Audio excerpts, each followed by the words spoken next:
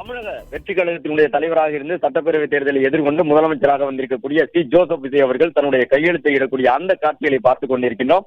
முதலமைச்சர் அறையில் சென்று தற்போது கையெழுத்திட்டு தன்னுடைய பதவியை முதலமைச்சர் பதவிக்கான அந்த பணிகளை தொடங்கி இருக்கின்றார் என்பதை பார்க்கின்றோம். தமிழகத்தினுடைய முதலமைச்சராக இருக்கக்கூடிய சி ஜோசப் விஜய் அவர்கள் தற்போது முதலமைச்சருக்கான அந்த கோப்புகளில் கையெழுத்திட்டு தன்னுடைய பணிகளை தொடங்கி இருக்கின்றார். சற்று முன்பாக ஆளுநர் அவருக்கு பதவி பிரமாணம் செய்து வைத்தார். தமிழ்நாட்டினுடைய அரசியலில் ஒரு மிகப்பெரிய மாற்றமாக திமுக அதிமுக அல்லாத ஒரு கட்சி ஆட்சி அமைத்திருக்கின்றது. தமிழக முதலமைச்சராக சி ஜோசப் விஜய் அவர்கள் பதவியேற்றுக் கொண்டிருக்கின்றார். மையில் கை உயர் அதிகாரிகள் ஒப்படைத்த பிறகு முதலமைச்சர் கையெழுத்திட்டு தன்னுடைய அந்த முதலமைச்சர் பணிக்கான வேலைகளை எல்லாம் தொடங்கி இருக்கின்றார் என்பதை பார்க்கின்றோம். சற்று முன்பாகவே தன்னுடைய முதல் கையெழுத்தை அவர் வழங்கியிருந்தார். அதன்படி 200 யூனிட் அளவு தமிழகத்திலே இலவச மின்சாரம் வழங்கக்கூடிய கட்டணமில்லா மின்சாரத்தை வழங்குவதற்குரிய திட்டங்களை எல்லாம் தொடங்கி வைத்திருக்கின்றார். இன்னும் தன்னுடைய வாக்குறுதிகளை முழுமையாக நிறைவேற்றுவதற்கு கொஞ்சம் காலம் அவகாசம் தர வேண்டும் என்கின்ற ஒரு வேண்டுகோளை தமிழக மக்களுக்கு முன்வைப்பதாக முதலமைச்சர் அவர்கள் கேட்டுக் கொண்டிருக்கின்றார். ஏனென்றால் இந்த அரசாங்கம் இதற்கு முன்பாக இருந்த அரசாங்கம் என்பது 10 லட்சம் கோடி அளவு தமிழகத்தினுடைய கடன் சுமையை உயர்த்தி இருக்கின்றது. எனவே அந்த அரசாங்கம் நடத்தியவர்களுடைய நிர்வாகத்தில் எவ்வாறு அரசு துறை இருந்தது என்பதற்கான வெள்ளை அறிக்கையை வெளியிட இருப்பதாகவும், வெள்ளை அறிக்கையை வெளியிடும் பொழுது அரசாங்கத்தினுடைய முழுமையான நிலவரம் மக்களுக்கு தெரிய வரும் என்றும் முதலமைச்சர் அவர்கள் சொல்லியிருக்கின்றார்.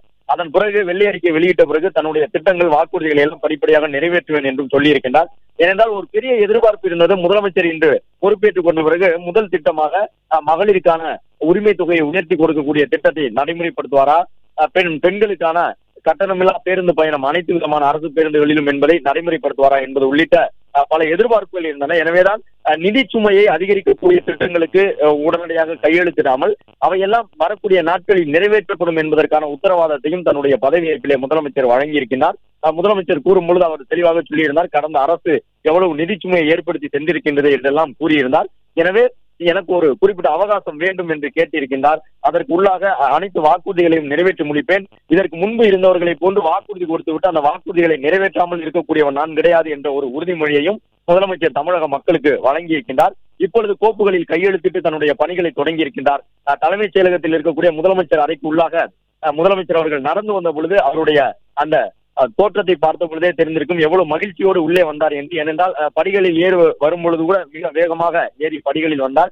அதன் பிறகு அந்த அறையை பார்த்தவுடன் அவர் சற்று நேரம் அங்கேயே நின்று கொண்டிருந்தார். அந்த அறைக்குள்ளாக, அதாவது முதலமைச்சர் அறைக்குள்ளாக வைக்கப்பட்டிருந்த திருவள்ளுவருடைய படம் உள்ளிட்டவற்றையெல்லாம் பார்த்து சற்று நேரம் நின்று விட்டு மிக மெதுவாக ஒரு உணர்ச்சி மயப்பட்ட நடையாகத்தான் அது பார்க்கப்பட்டது. மகிழ்ச்சியோடு அது வெளிப்படுத்த முடியாத ஒரு மகிழ்ச்சி என்று சொல்லும் விதமாக மிக மெதுவாக அந்த அறைக்குள்ளாக அவர் நடந்து சென்றார். இருக்கையில் உடனடியாக அமரவில்லை. அந்த இருக்கை அருகே சென்று சில நிமிடங்கள் அந்த இருக்கையை உற்று பார்த்தார். அதன் பிறகுதான் அந்த கோப்புகளை எல்லாம் பெற்றுக்கொண்டு அதில் கையெழுத்திட்டு தன்னுடைய பணிகளை முதலமைச்சர் தொடங்கி இருக்கின்றார் என்பதையும் பார்க்கின்றோம். முதலமைச்சர் இந்த ஆட்சியை பொறுத்தவரை எவ்வாறு இருக்கும் என்பதை எல்லாம் எடுத்து கூறியிருக்கின்றார். இதற்கு முன்பு ஆட்சியில் இருந்தவர்கள் மீது என்னென்ன விமர்சனங்கள் எல்லாம் வந்தனவோ அவற்றையெல்லாம் சுட்டிக்காட்டி அதுபோன்ற எந்த விமர்சனங்களும் தன்னுடைய ஆட்சியில் வந்துவிடக் கூடாது என்பதற்கான ஒரு அறிவுறுத்தலை, எச்சரிக்கையை கட்சியினுடைய நிர்வாகிகளுக்கு மேடையிலேயே வழங்கியிருந்தார் என்பதையும் பார்த்தோம். பதவியேற்றுக் கொண்ட உடனேயே இந்த ஆட்சியிலே இணை துணை என்றெல்லாம் அதிகார மையங்கள் இருக்காது என்று உறுதிபட சொல்லி இருக்கின்றார் தமிழக முதலமைச்சர். அது மட்டுமல்லாமல் ஒரே பவர் சென்டராக முதலமைச்சர் என்கின்ற பதவியில் இருக்கக்கூடிய தான் அந்த அதிகார மையத்தில் இருப்பேன் என்பதையும் அதுதான் விதிகள் என்பதையும் சுட்டிக்காட்டி இருக்கின்றார். இந்த அரசிலே இணை துணை என்பதை போன்ற அதிகார மையங்கள் இருக்காது, இவரை பார்க்கலாம் அவரை பார்க்கலாம் என்றெல்லாம் அதிகார மையங்களை பல திசையில் வைத்திருக்க மாட்டோம் என்றெல்லாம் சொல்லி இருக்கின்றார். அது மட்டுமல்ல, நிறைய பிரச்சனைகளுக்கு நடுவில் இந்த பதவிக்கு தான் வந்திருப்பதாகவும் முதலமைச்சர் சுட்டிக்காட்டியிருந்தார். தன்னுடைய திரையுலக பயணம் எவ்வாறு இருந்தது, சிறிய வயதிலே ஒரு உதவி இயக்குநருடைய மகனாக இருந்து வறுமை, பசி உள்ளிட்டவற்றையெல்லாம் அனுபவித்து அதன் பிறகுதான் திரைத்துறையிலே மிகப்பெரிய நிலைக்கு வந்தேன். இப்பொழுது அரசியலிலே ஒரு மிகப்பெரிய இடத்தை கொடுத்திருக்கின்றீர்கள். இதற்காக உங்கள் அனைவருக்கும் நன்றியை தெரிவித்துக் கொள்கிறேன். நான் முதலமைச்சராக வந்திருப்பதன் மூலமாக ஒரு புதிய அத்தியாயத்தை நான் தொடங்கி இருக்கின்றேன். அனைவரோடும் இணைந்து ஒரு நல்ல அரசை நான் வழங்குவேன் என்றெல்லாம் முதலமைச்சர் சொல்லி இருக்கின்றார்.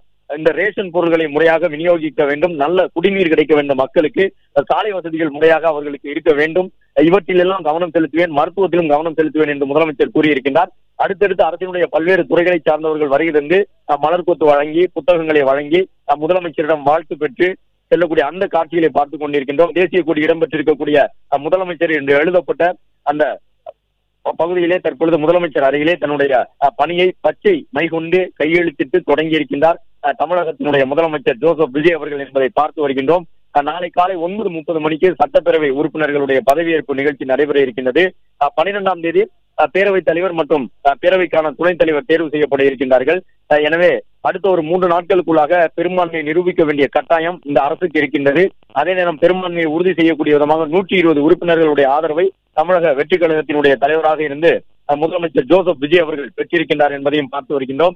எனவே முதலமைச்சர் அவர்கள் தன்னுடைய பெரும்பான்மையை நிரூபிப்பதற்கு எந்த ஒரு சிரமமும் பேரவைக்குள்ளாக இருக்காது என்று எதிர்பார்க்கப்படுகின்றது. இப்பொழுது கையெழுத்திட்டு தன்னுடைய பணிகளை எல்லாம் தொடங்கி இருக்கின்றார். தலைமைச் செயலகத்தில் அலுவலக பணிகளை முதலமைச்சர் தொடங்கி இருக்கின்றார். பல்வேறு அரசினுடைய துறை சார்ந்த கோப்புகளையும் அவர் பார்வையிட்டு வருகின்றார் என்பதையும் பார்த்து வருகின்றோம். பிளே ஸ்டோர் மற்றும் ஆப் ஸ்டோரில் இருந்து பாலிமர் செயலியை QR கோடு மூலம் பதிவிறக்கம் செய்யுங்கள். செய்திகளை உடனுக்குடன் பெறுங்கள்.